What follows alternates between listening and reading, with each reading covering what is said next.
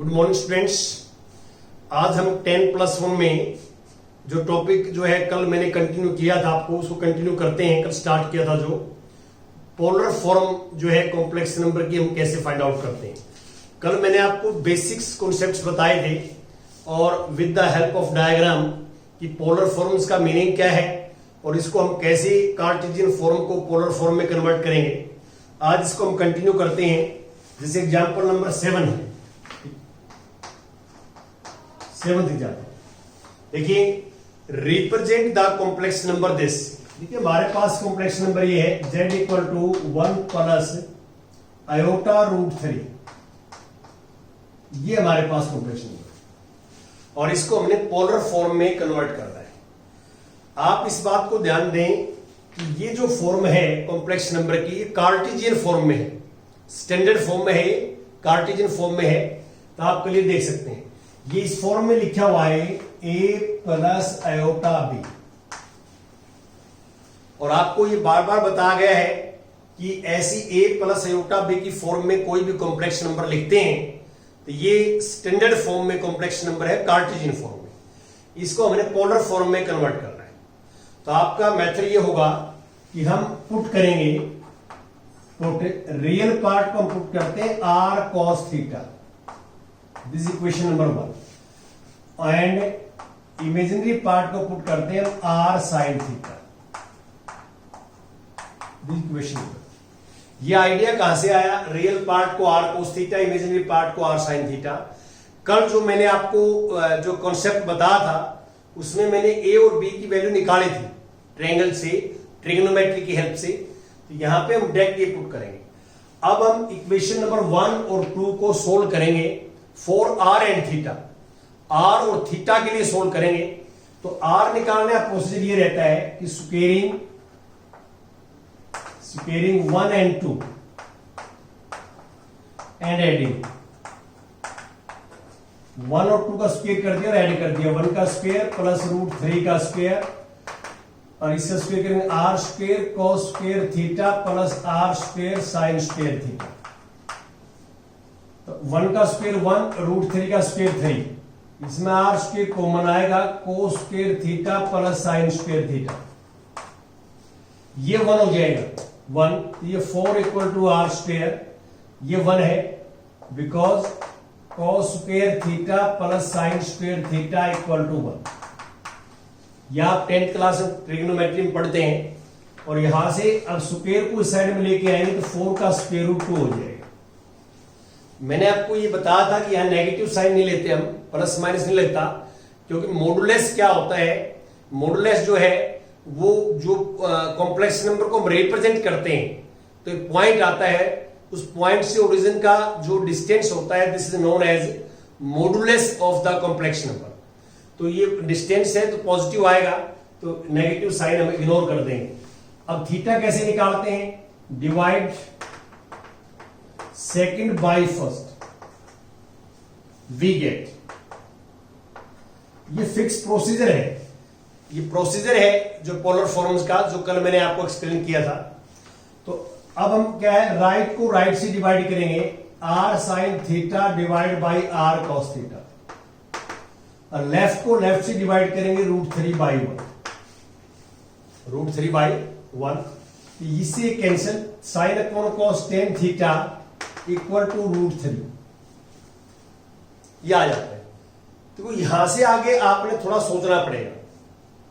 यहां से आगे आपने क्या करना है कि पहले इस कॉम्प्लेक्स नंबर को अर्गेंड प्लेन में या कॉम्प्लेक्स प्लेन में रिप्रेजेंट करिए।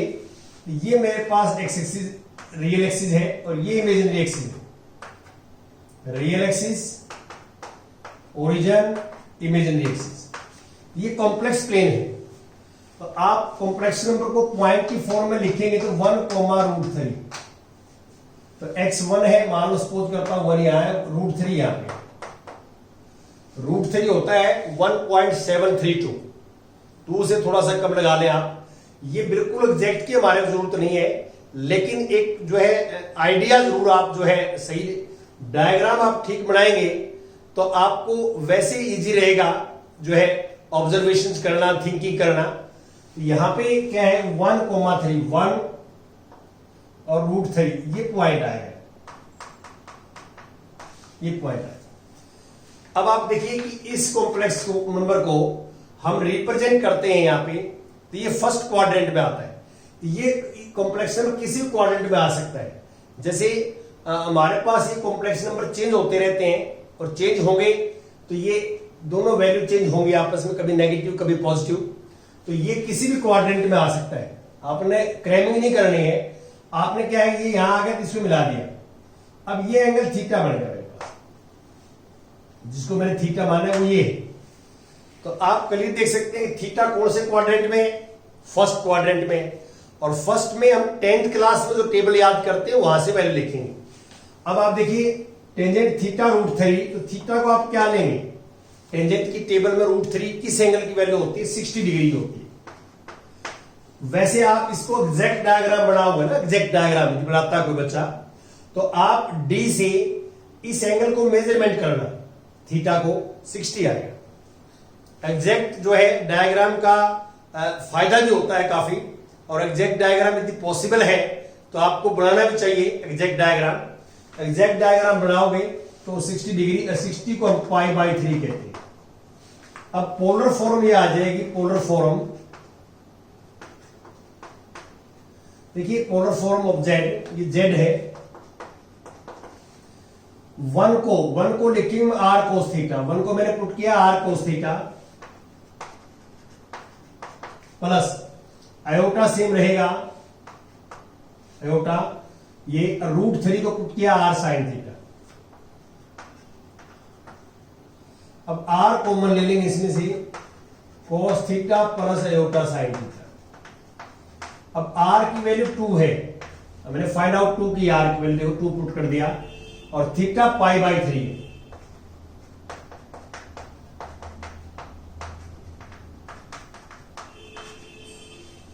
ये कोई बच्चा 60 डिग्री लिख दे यहां पे, cos 60 degree plus iota sin 60 degree, correct है, कोई गलत नहीं है। ये तो मेजरमेंट है, ये डिग्री में, ये रेडियन में है। लेकिन धीरे धीरे हमारी जो हैबिट है वो हम डिग्री से आपको रेडियंस में ले जाना चाहते हैं, क्योंकि आगे जाके रेडियंस ज्यादा इंपॉर्टेंट है हमारे लिए। डिग्री में थोड़ा सा जो है हम कन्वीनियंट नहीं मानते, ठीक है गलत नहीं है, लेकिन डिग्री में जो है आगे जाकर कन्वीनियंट नहीं मानते, और यहाँ पे रेडियंस में हम कन्वर्ट करते हैं। तो पाई होता 180 डिग्री, 180/3 करोगे 60 डिग्री ही आएगा। तो ऐसे आपने करना है। अब मैं एग्जाम्पल्स और लेता हूं। नेक्स्ट एग्जाम्पल नंबर 8 एग्जाम्पल देखो आप। 8 ये काफी इंपॉर्टेंट टॉपिक है। Convert the complex number this. देखिए हमारे पास कॉम्प्लेक्स नंबर ये है -16 डिवाइड बाई 1 प्लस आयोटा √3। ये हमारे पास एक कॉम्प्लेक्स नंबर है जो आप देख रहे हैं। तो ये स्टैंडर्ड फॉर्म में नहीं है। तो जो कल मैंने आपको टॉपिक समझाया था उसमें हमारे पास जो कॉम्प्लेक्स नंबर कार्टेशियन फॉर्म में होता है वो स्टैंडर्ड फॉर्म में होता है, a प्लस आयोटा b की फॉर्म में होता है।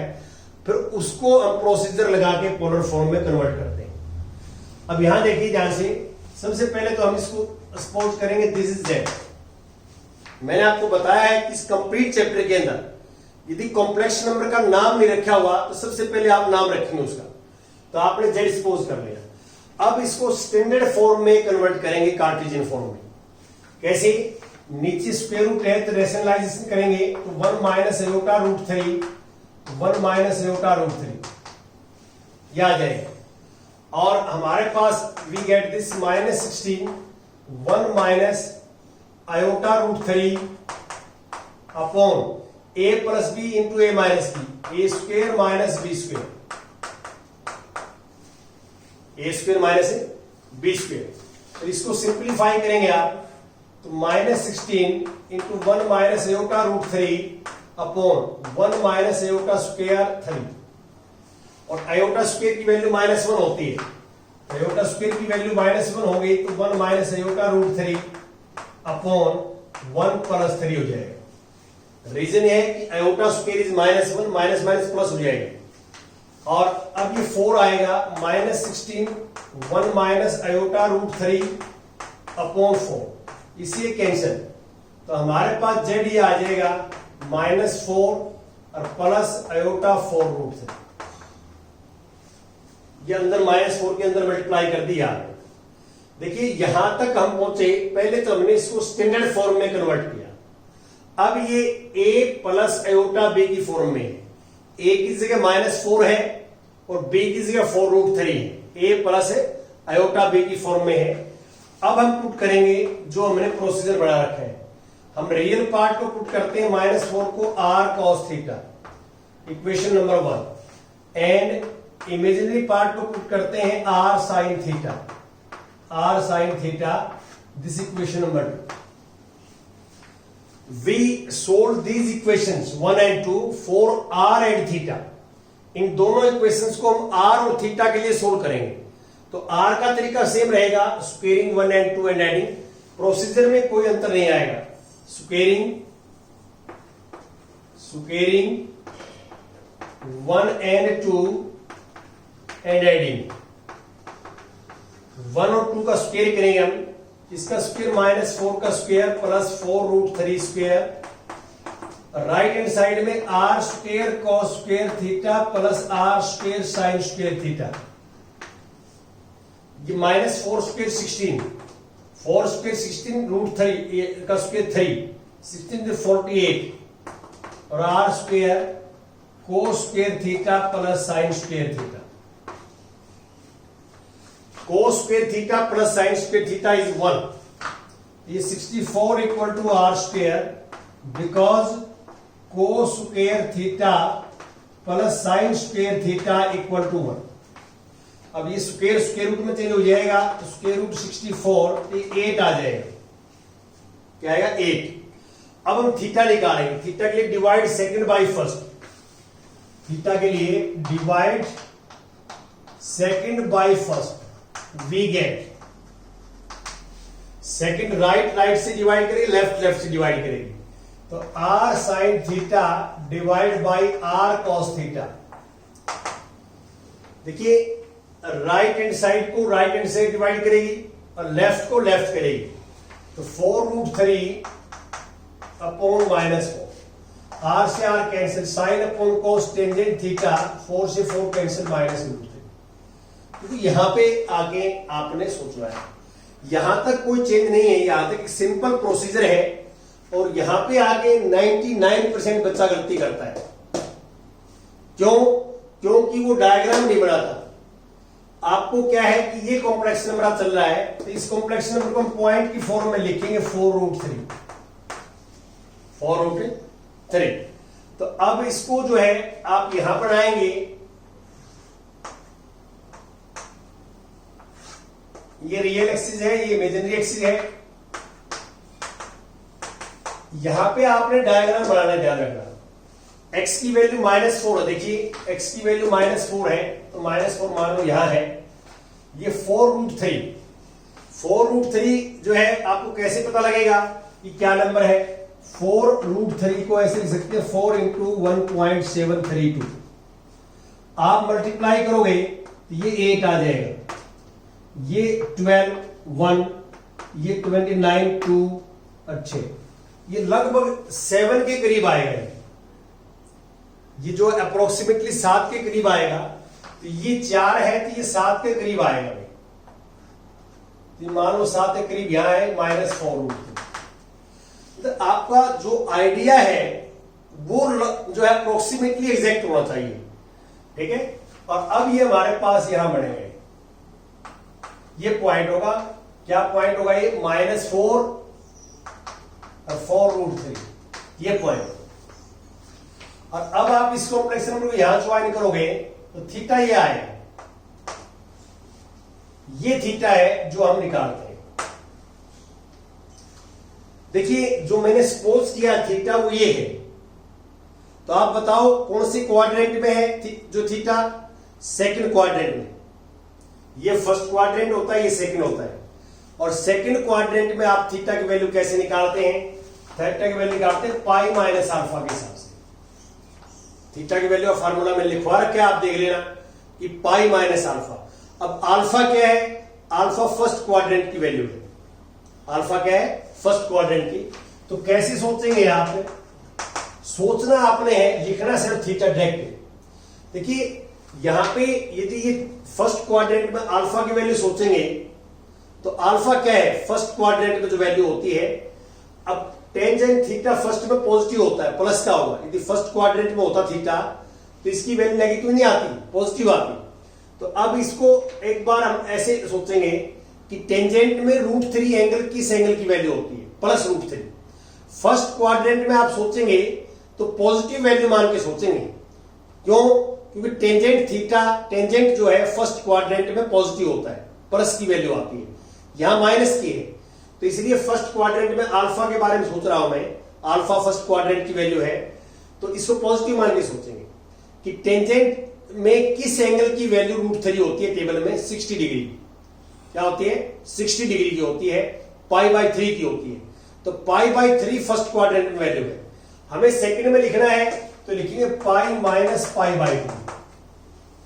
π माइनस π/3 कहां से आया? इस फार्मूले से आया। तो फर्स्ट क्वाड्रेंट में आपने सोच रहा है तो टेंजेंट थीटा की वैल्यू पॉजिटिव लेंगे, पॉजिटिव लेके जो आपकी टेबल है उसके अकॉर्डिंग आप सोच के थीटा की वैल्यू वो अल्फा हो जाएगा। और सेकंड क्वाड्रेंट के लिए पाई माइनस थीटा फार्मूला होता है। तो हमारे पास जो बनेगा थीटा इक्वल टू एलसीएम लेंगे 2π/3 आ जाएगा। अब ये आर है, ये थीटा है, तो पोलर फॉर्म जो आ जाएगी, polar form of Z equal to, ऐसे लिखेंगे आर की जगह लिखेंगे 8। देखो आर की जगह 8 लिखेंगे, आर कॉमन आ जाएगा, और कॉस थीटा की जगह 2π/3।